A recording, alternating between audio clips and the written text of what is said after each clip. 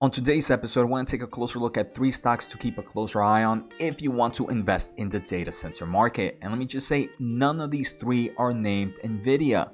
Let's take a closer look in today's episode. I do want to thank The Motley Fool for sponsoring this video, and make sure to check out fool.com/Jose to get the top 10 stocks to buy right now. The data center market is huge, and the 3 companies are all hitting different markets. One is going to be a data center infrastructure company, the other is going to be a network company, and finally a huge clouding giant. The first we're going to start off with is Equinix, Nasdaq EQIX, currently sitting at $611, current market cap of $55.6 billion, dividend yield of 2%.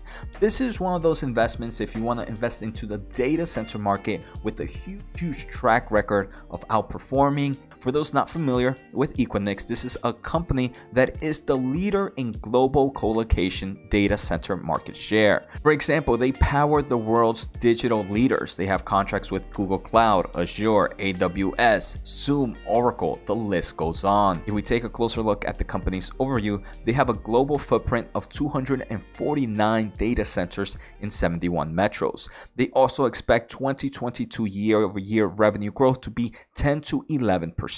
The company just reported their 79th quarter of sequential revenue growth. They own more than half of their data centers, and those that they own provide 61% of recurring revenue. If we take a closer look at revenue, you can see quarter over quarter this has grown, especially that recurring revenue, which in my opinion is very important. We can see out of that $1.8 billion in revenue in quarter 3 of 2022, 846 comes from the America regions, and we can see this is a market that has grown dramatically in the past 4 quarters. The most important thing is adjusted EBITDA margins have also grown a nice amount. The second largest market for them is Europe, Middle East, and Africa. We can see it's a little bit choppy compared to a quarter ago, but still strong margins.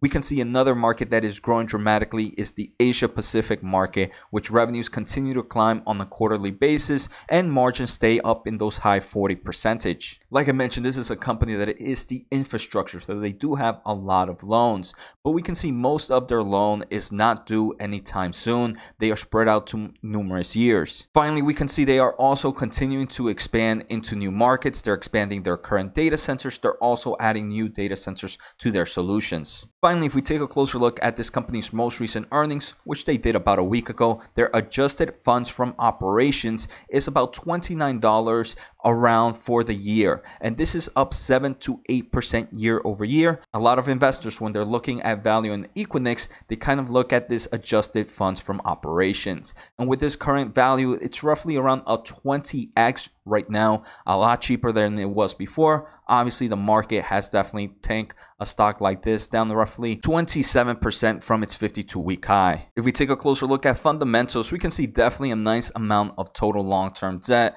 but the revenue is growing. They are positive in cash flow from operations, and they do have a nice amount of cash and short-term investments. If we take a closer look at this chart and normalize, the one that's growing the fastest in the past 3 years has been cash flow from operations, followed by revenue.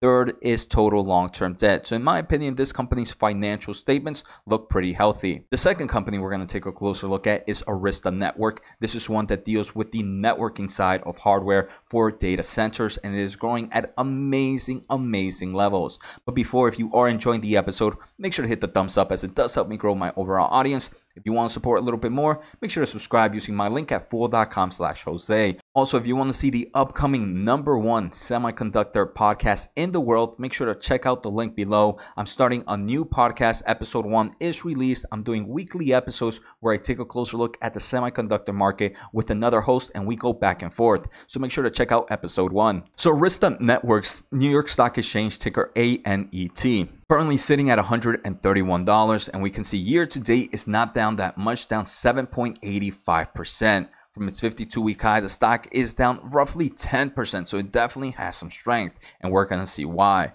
For those not familiar with Arista Network, one of their main products are these kind of switches that go into data centers, and this is where they're seeing huge growth. When we take a closer look at data centers, we usually only think about the popular products, the CPUs, the GPUs, but networking switches and there's other components in the data center market. We talk about it in that podcast I mentioned earlier on, so make sure to check out that link. but the data center market has huge opportunities for other hardware. If we take a closer look at Arista's most recent earnings, which they reported about a week ago on October 31st, revenue grew 11.9% quarterly.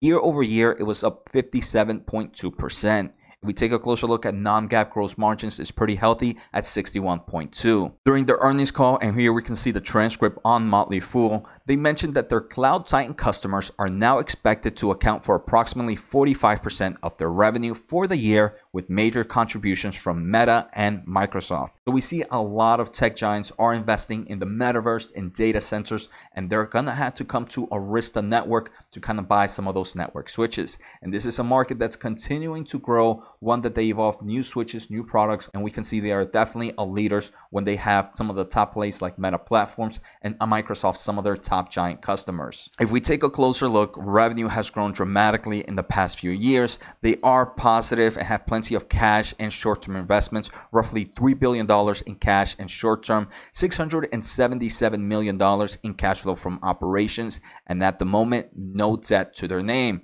If we take a closer look at PE ratio, current PE ratio is roughly 35.7 for a company that's revenue has grown dramatically. Like I mentioned, most recent quarter grew 57%, no debt, strong cash flow, and a strong balance sheet. Now the final company is going to be another one of my favorites. This is the only one that I own, but the other two are definitely ones I'm keeping a closer eye on. This is Microsoft, the overall giant. Microsoft right now sitting at $221. Year to date is down roughly 33%, almost 34%. If we take a closer look at this company's most recent revenue, the company did grow revenue up 11% year over year, with a strong growth in the overall clouding market, which was up 22% year over year. Their Azure and other cloud services revenue grew 35%. If it was on a constant currency basis, it would have actually been up 42%. Intelligent Cloud is the biggest revenue segment for this company, making roughly 40% of total revenue. If we take a closer look at this image that provides the cloud infrastructure service market, and the source was Synergy Research Group, we can see Microsoft is 21% of this market share. It didn't really lose much or gain much compared to a year ago. We can see this is growing dramatically. Being the number 2 is very important, and they are investing more kind of infrastructure in companies like Arista Network to improve their solutions. I do believe it is possible for them to continue to grab market share, or to continue to at least be this number 2 leader for a long time. I mean, Microsoft, healthy balance sheet, strong revenue, plenty of cash and short-term investments, plenty of cash flow from operations, and very low debt compared to all those other metrics. Obviously, $48 billion in total long-term debt is a lot, but when you compare it to $107 billion in cash and short-term investment and $87 billion in cash flow from operations, it's not that big of a deal. Microsoft is not growing as fast as those other giants, so obviously we can see a lower PE ratio for Microsoft. In my opinion, all three companies are looking pretty healthy and can definitely be some form of winner in the data center if they continue in the trajectory that they are right now. So I hope you guys enjoyed today's episode. Take care, have a good day, and see you next time.